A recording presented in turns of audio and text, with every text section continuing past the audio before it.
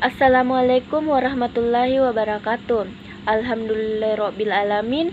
Wassalatu wassalamu ala asyrafil anbiya'i wal mursalin sayyidina wa maulana Muhammadin wa ala alihi washabihi ajmain, amma ba'd. Sebagai hamba Allah yang berfirman, marilah kita panjatkan puji dan syukur kehadirat Allah Subhanahu wa taala yang telah memberikan kekuatan, kesehatan lahir dan batin kepada kita semua, sehingga kita dapat berkumpul di tempat ini dalam rangka menghambankan diri kepada Allah Subhanahu wa taala.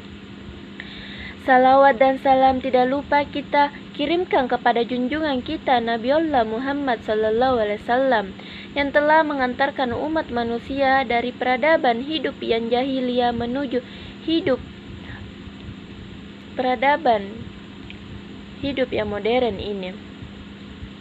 Semoga kita semua termasuk hambanya yang taat, yang berhak mendapatkan syafaatnya di hari akhir kelak. Perkenalkan, nama saya Ulfa Mulia. Pada kesempatan ini saya akan menyampaikan topik yang berjudul Adab Mempelajari Al-Quran dan Hikmahnya. Al-Quran merupakan firman Allah yang Maha Agung serta jalan petunjuknya yang lurus. Ia adalah sumber risalah tauhid, hujjah Rasulullah yang sangat kuat, tanda-tanda kebenaran risalahnya, sumber utama syariat Islam, sumber hikmah dan hidayah, suatu rahmat dan petunjuk bagi manusia, dan cahaya bagi umat manusia. Dia berfirman dalam surat Ibrahim ayat 1. Alif Lam Ra, Kitabun ansalnahu ilaika litukrijan nasa minas sulumati ila nuri biizni rabbihim ila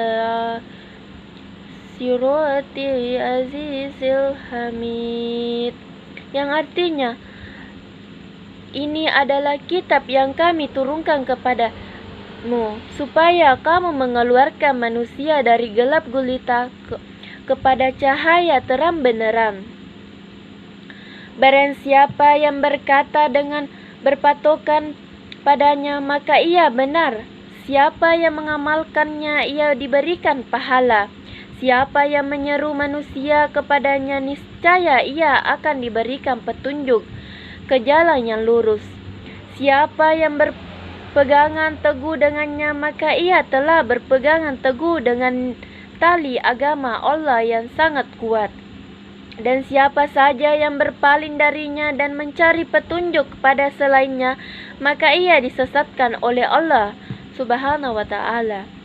Semakin banyak kita membaca Al-Quran di dunia, semakin membuat tinggi derajat kita di akhir kelak. Ada derajat dan pahala yang lebih tinggi dari pahala sekedar membacanya, yaitu mempelajarinya. Pelajarilah Al-Quran, karena sesungguhnya dia akan datang pada hari kiamat sebagai pemberi syafaat kepada orang yang membacanya. Hadis riwayat Muslim. Al-Nawawi menyebutkan dalam kitab Al-Tibyan bahwa di antara adab orang yang mempelajari Al-Quran adalah: yang pertama, berguru kepada guru yang berkompeten. Bergurulah kepada seorang guru yang berkompeten, jelas agamanya, ilmu dan telah terkenal kapasitas keilmuannya. Muhammad bin Sirin, Malik bin Anas dan lainnya dari kalangan para salaf mengatakan, ilmu ini adalah agama, maka perhatikanlah dari mana kalian mengambil agama. Ar-Rabi mengatakan, aku tidak berani minum ketika Syafi'i melihatku karena aku segan padanya. Diriwayatkan dari Amirul Mukmin Ali bin Thalib, ia berkata, hak seorang guru atasanmu adalah kamu mengucapkan salam kepada orang-orang secara umum dan menghanturkan salam khusus untuknya serta duduk di hadapannya. Ketika sedang berada di sisinya, janganlah sekali-kali menunjuk-nunjuk dengan tangan, mengedip-ngedipkan mata, mengatakan padanya bahwa si fulan mengatakan sesuatu yang berkebalikan dengan yang ia katakan. Mengguncing seseorang di sisinya, berbisik-bisik di majelisnya, menarik-narik bajunya, mendesaknya ketika ia tengah tidak bersemangat, dan jangan pula bosan karena lamanya waktu belajar. Hendaknya kita perhatikan adab yang disarankan oleh Ali bin Abi Thalib ini. Yang kedua, berpenampilan sopan. Hendaknya ia mendatangi gurunya ketika dalam keadaan rapi, suci, telah bersiwa, hatinya tidak sedang disibukkan oleh hal lain, dan tidak masuk sebelum meminta izin jika gurunya berada di tempat yang memerlukan izin. Jika memasuki majelis, hendaknya ia mengucapkan salam kepada orang yang telah lebih dulu datang. Janganlah ia melangkahi kumpulan orang-orang, akan tetapi hendaknya ia menduduki tempat yang tersisa dari majelis tersebut, kecuali jika sang guru mengizinkan untuk maju atau orang-orang di sekitarnya mempersilahkannya. Yang ketiga, bersikap sopan dan bergabung dengan hadirin.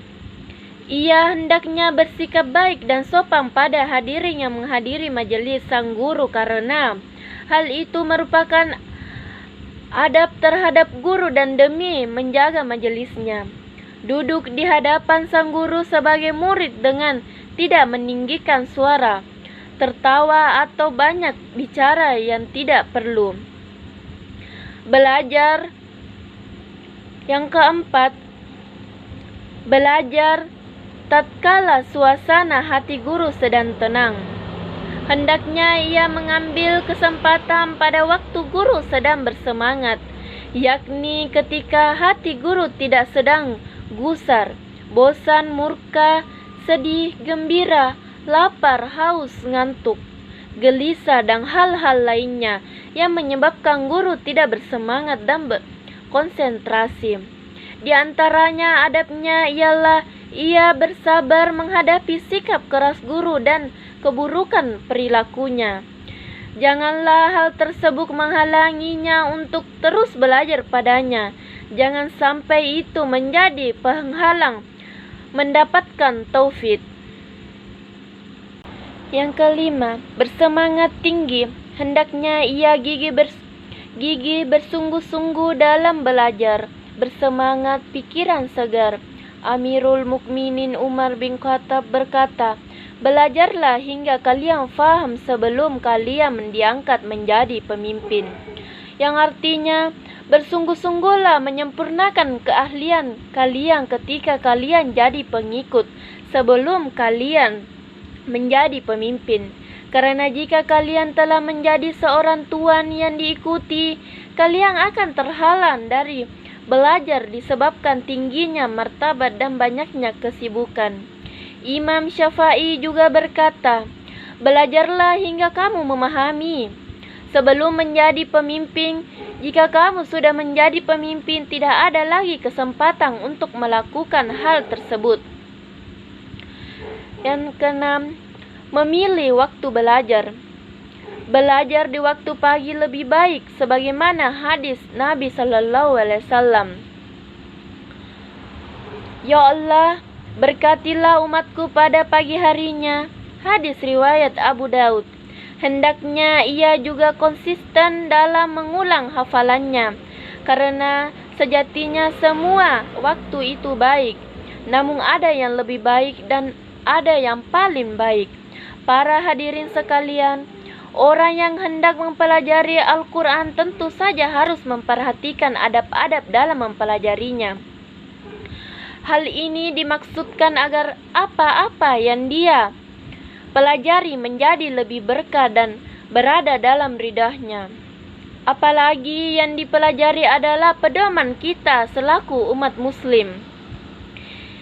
Singa mengaum di hutan, ayam berlari kesulitan. Mohon maaf semua kesalahan sebelum kita berpamitan.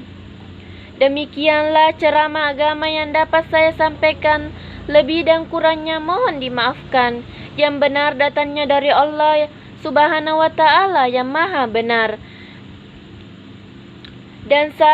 Dan yang salah, hilaf atau keliru itu datangnya dari saya pribadi sebagai manusia biasa yang tidak pernah luput dari salah, hilaf, dan dosa.